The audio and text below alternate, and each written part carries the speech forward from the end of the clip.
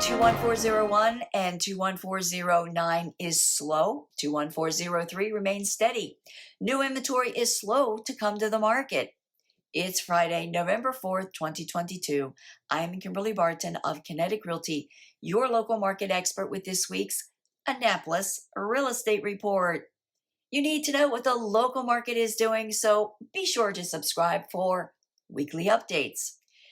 The adjustment forecast for home price appreciation nationally is now much more moderate at 0.2% for 2023.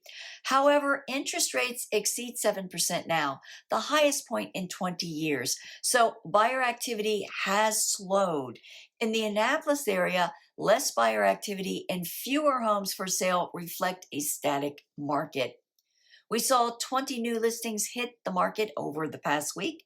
15 went under contract, 8 moved to pending, 19 sold in 18 days at 96.1% list to sold ratio. The highest sale was in Fishing Creek Farm for $2,350,000. Rental inventory is holding steady at 29 homes for lease at an average of $3,082 per month and steady at 20 days active. There is a lot of noise out there, so if you need clarification, I can provide you with the facts, data, and information to bring context to it for you. Let's talk.